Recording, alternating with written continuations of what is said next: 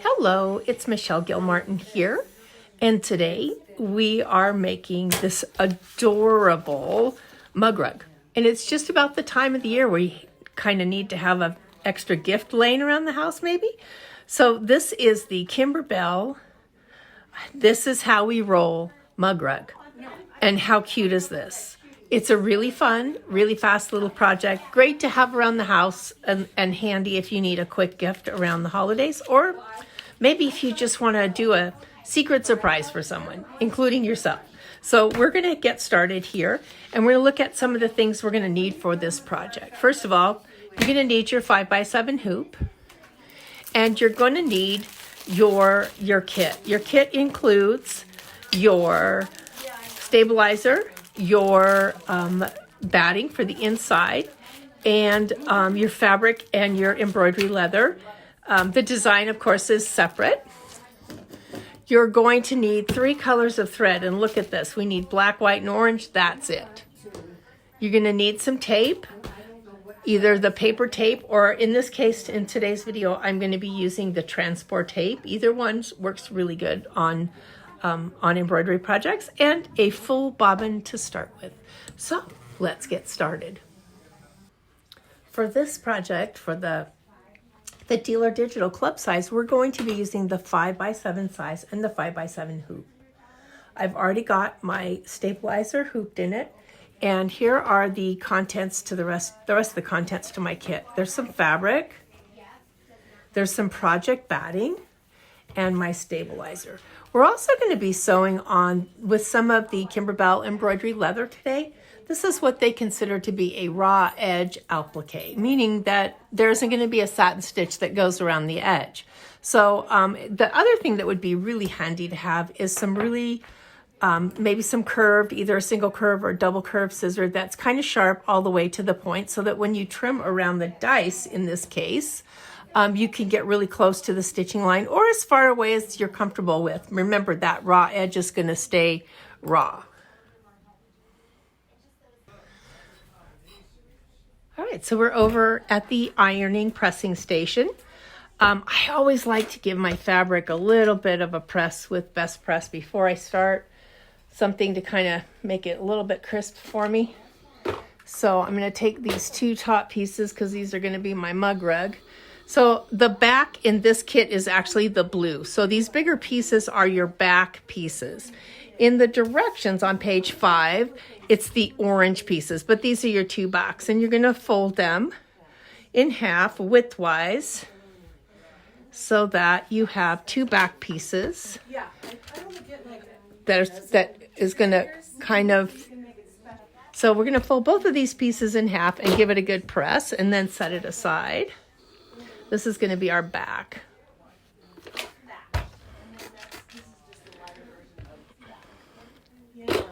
All right, so we're going to take these and set these aside, and I will meet you over at the machine. Okay, so I have my design up on the screen. Again, your design for this class is going to be the 5x7 design. So I have it up, and I'm ready to start embroidering.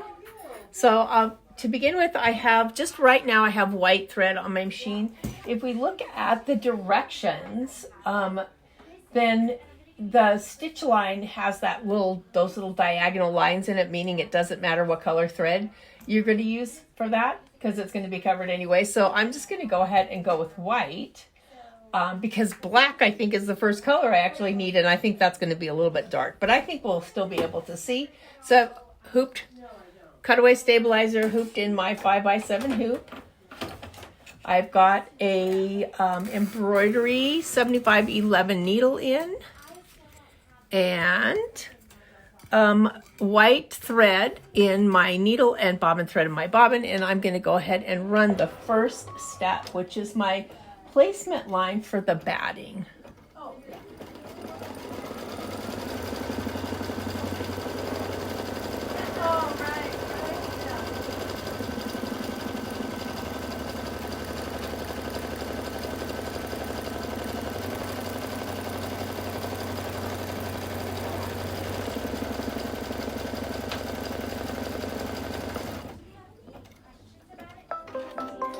So we're going to go ahead and put the batting on top first.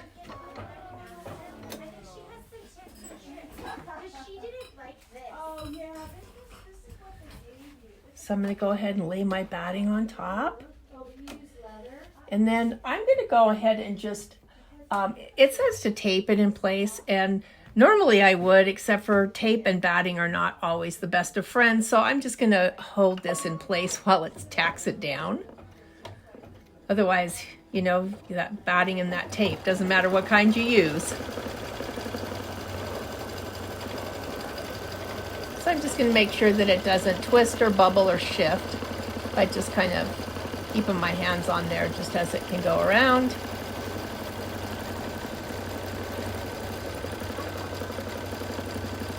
And then it's going to also do some positioning lines for me.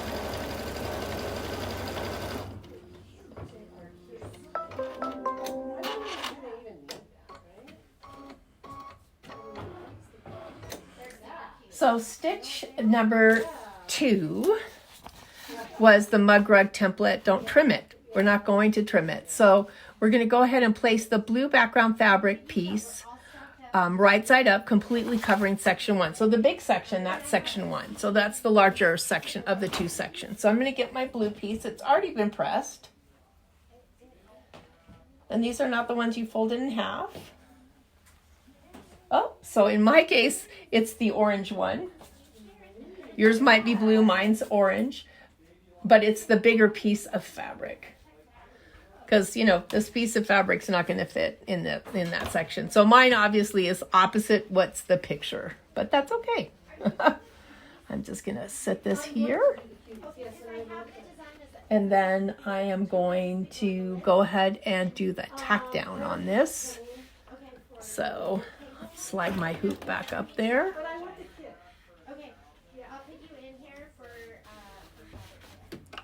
And run the tack down. See if I can keep my polka dots kind of straight.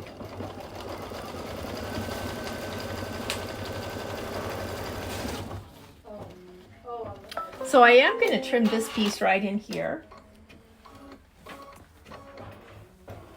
So I'm going to go ahead and grab those little curved edge scissors because I love those. This is such a small project that it's most of it I think I'll be able to do in the hoop without taking my hoop off too many times.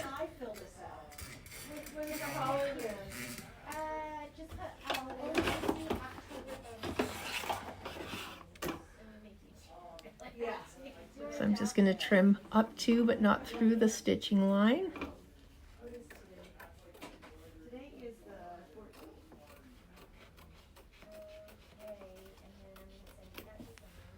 All right, slide that hoop back on there. And then I'm going to line up the other piece, which for me is blue. In the picture, it's orange. I'm going to line it right up with that stitching line. And you can tape it down if you like.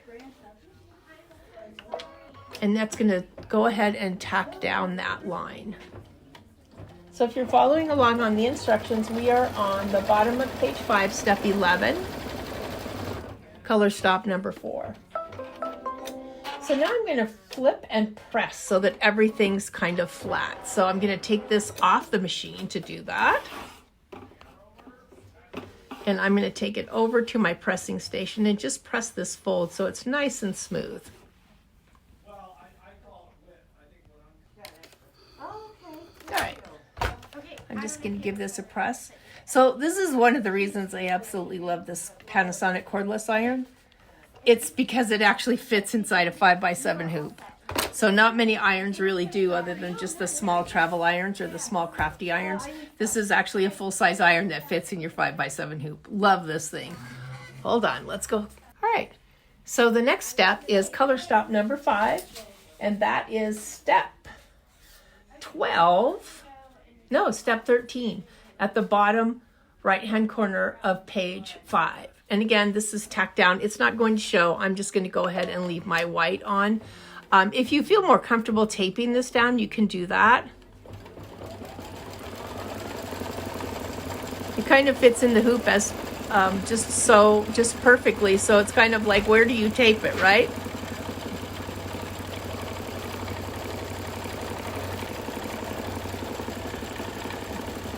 But do keep your fingers out of the stitching area.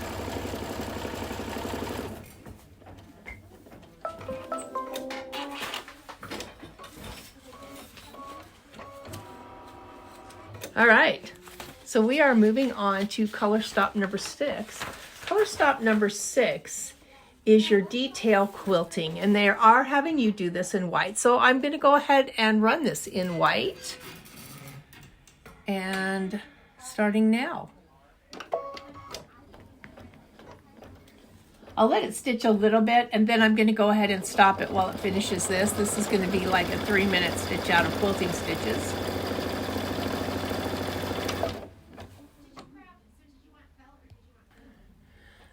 All right, so I felt like it would be a good idea to just tape these sides down. I noticed it could have actually caught when it came around, when it did the tack down. So, and I don't know if it's going to come around on this side that way. So I just took a piece of tape, broke it in half, and just taped over there so that the foot has something to kind of float over if it goes over those edges again. And let's continue on with the quilting.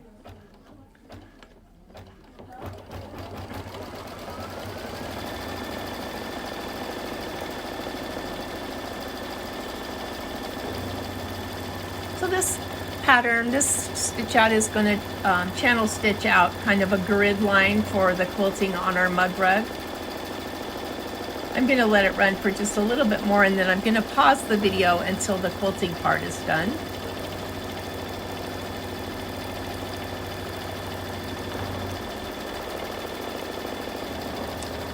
All right, we're almost finished with color stop number 6 with our quilting part.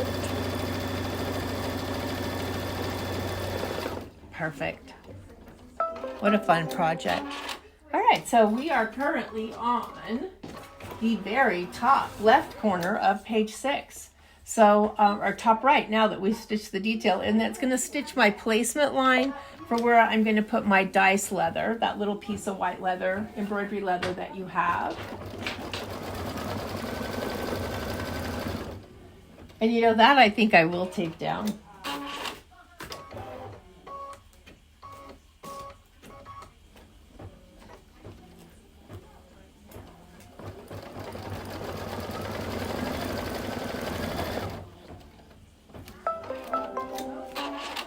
All right, so I'm going to slide my hoop forward a little bit.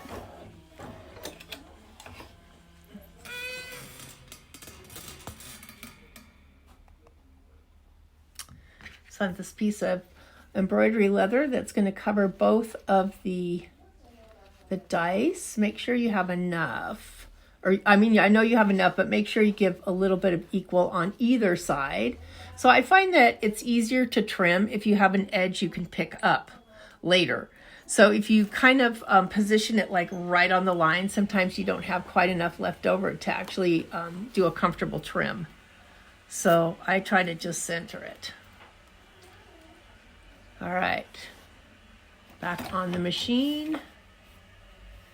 And I think we are changing to black thread. We are. Okay, I am taped. I have changed to black thread, and now it's time to sew out the stitch detail on the die.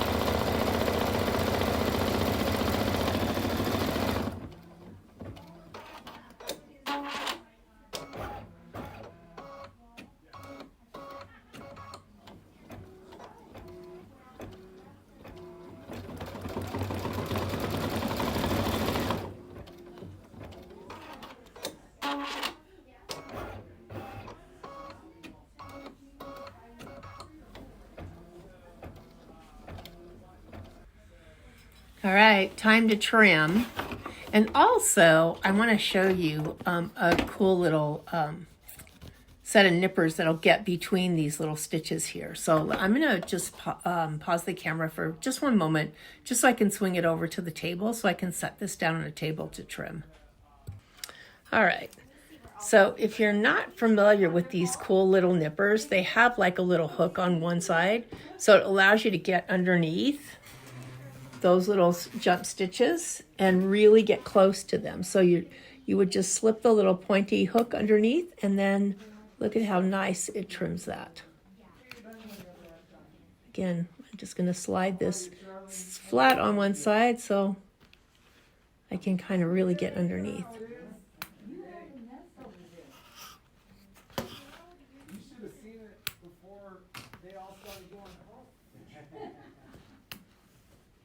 All right, so there's all my little short stitches. Let's get the tape off. And the other thing is your tape is great for picking up all those little pieces of thread. And then I'm going to trim close to, but not through the stitching. Taking a little bit of extra time to go a little slower here, just so that I can make sure that my lines when I cut are straight. Because again, this is finished. It's not going to have a satin stitch or anything around it. So I'm going to just try to make it a little bit neater than I probably would if I knew that stitching was going to go over the top of it.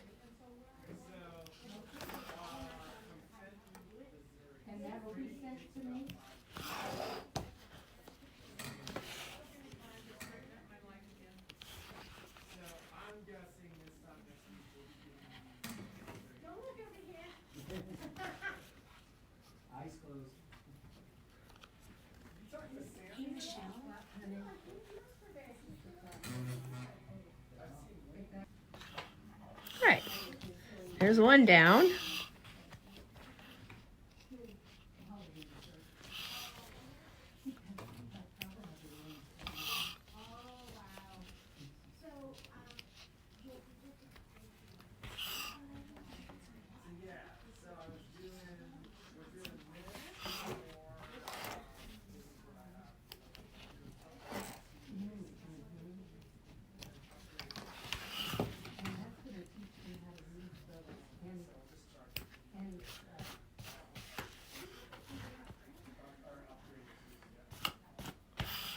All right, so that part's done. My trimming's done. Let's see what's on tap next. Oh, we're going to do the satin stitches for the This Is How We Roll. So we're staying with the black thread, and I'm moving back over to the machine. Meet you there.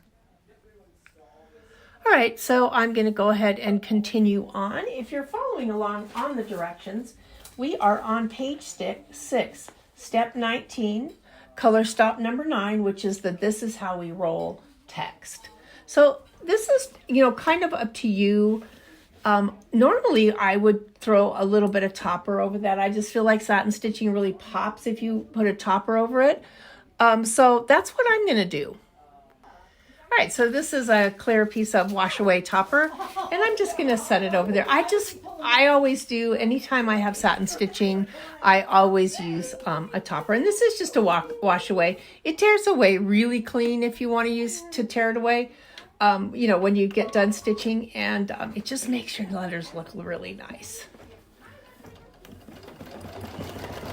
So this is like an 8-minute stitch out for our letters.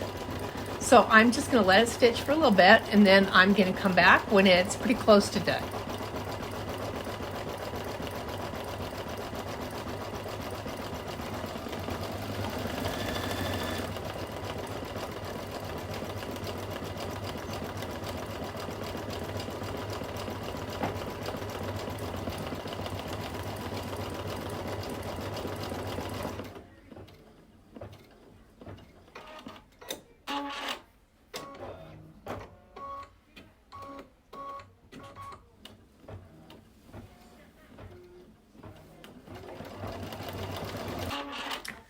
All right, we're almost done with the first set of letters, and then I'll go through and trim these little jump stitches and pull off my extra stabilizer there.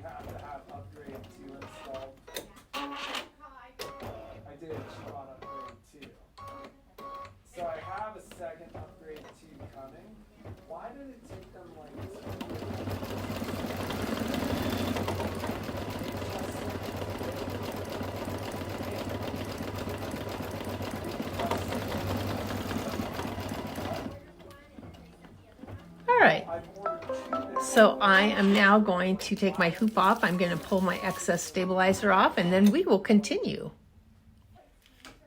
All right, switching out to orange thread for the last stitch out. And there's my little bit of topper I'm still going to use on it.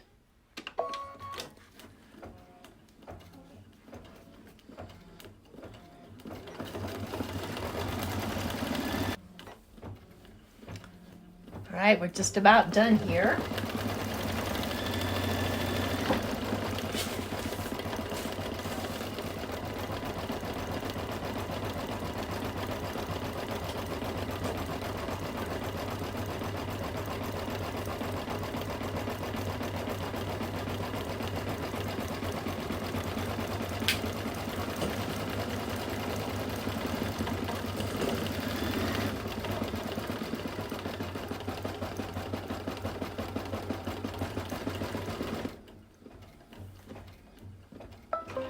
All right, I'm gonna go ahead and I'm just gonna like move this stabilizer out of the way right now because I have just the one step left to do. I have two actually, but the one with the swirl, which is gonna be in white thread.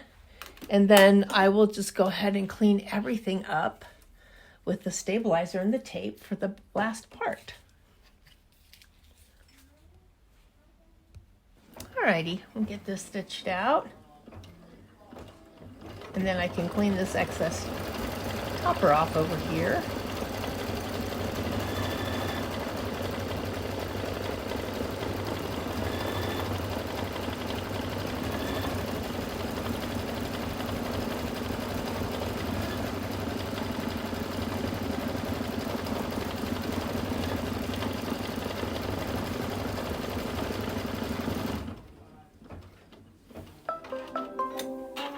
All right, I'm going to take this over to the table and I will meet you there. All righty, so I'm just going to pick the rest of the stabilizer off and then trim any jump stitches because the next step after that is going to be to put my backing, to tape my backing down.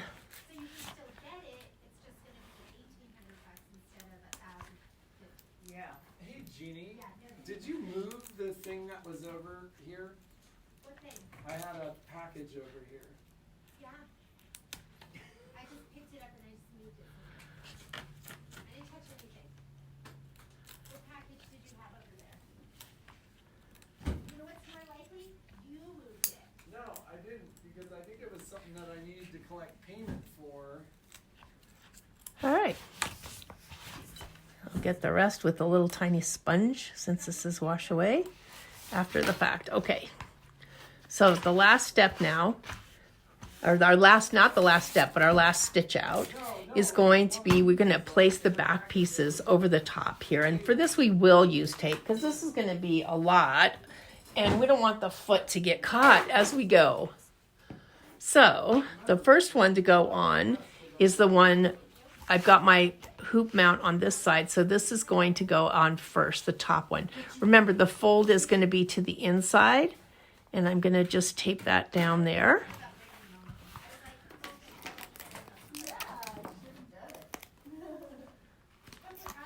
All right, and it instructs that you should at least overlap about an inch in the middle, so you kind of want to put your tape it down like maybe a quarter of an inch outside the stitching line so that you have the overlap here.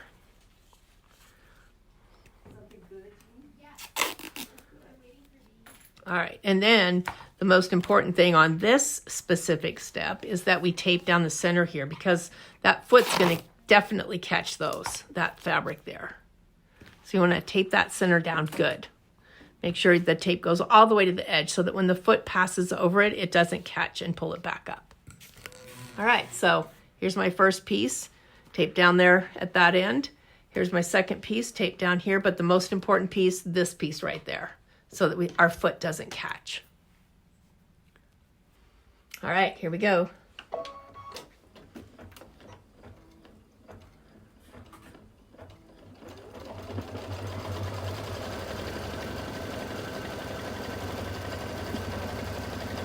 All right, see, this is why we taped over here, was so that when the foot ran over, it didn't catch the piece that was on the top.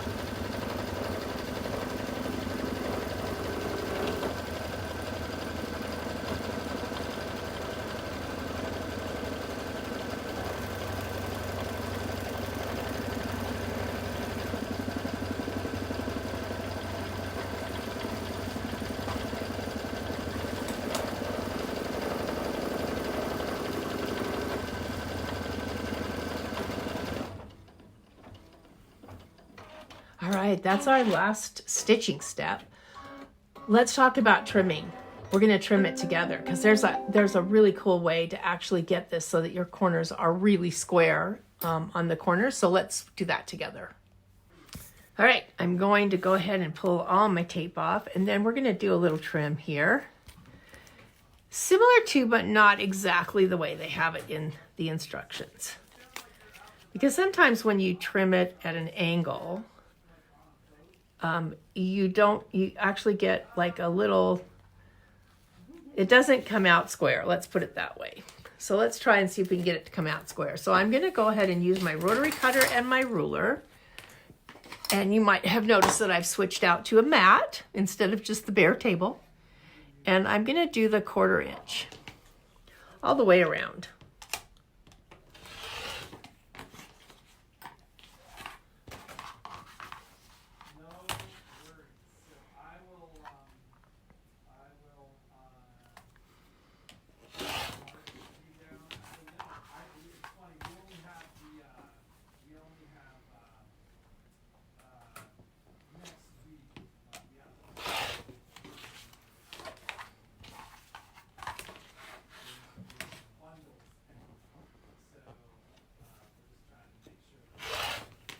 All right, I'm gonna pull the camera in a little closer here. Please,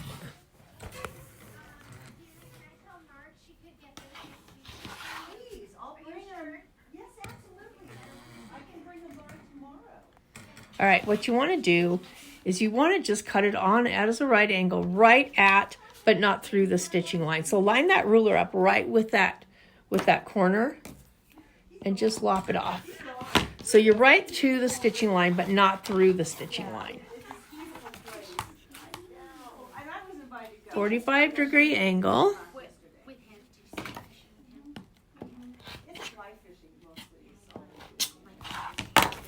And the closer that you can get without cutting through that, the easier it is going to be to turn. But I'm not going to go around the corner because what I want is when I come together, I want these two corners to come together like this so I get a pointy corner. If I lop some of that off, it will not be pointy when I turn. No, I want that. I want that. Yeah. So right up to, let me bring that up here, right up to, but not through the stitching line. Oh, wait. All right, so now I'm going to press because that's your favorite friend. And then we're going to turn. And we're going to use a point turning tool. I think the mistake that a lot of people make is they jab this point into the corner and so it pokes a hole into your corner. We don't want to do that today. No points, no holes poked into the corners. So when I turn, I want to put my thumb up to the corner and then push with my nail and push it out. And when you're done, it can just get put back. Oh, okay. So my thumb into the corner. I'm going to fold those two sides over, put my nail in there, and then push with my fingernail. So now when I turn it out, I mean, look at it's already square without even using the point turner because the other stuff fills in.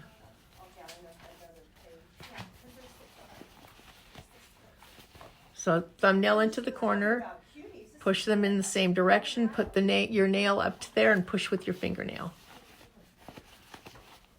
I put it in your email.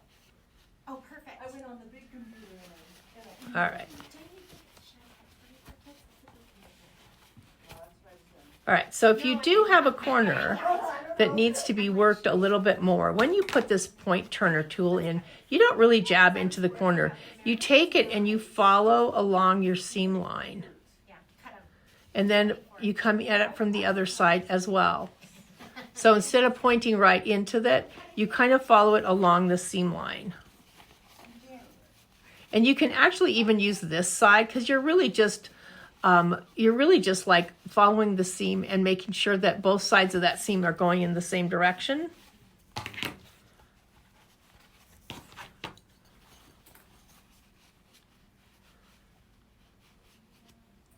So just roll along the seam line on both sides. And that's going to give you the best little pointy corners. Okay, so I'm going to give it a final press. And I'll be right back. And there we have it. How cute is that? Just ready for a cup of coffee. So this is how we roll mug rug from Kimberbell.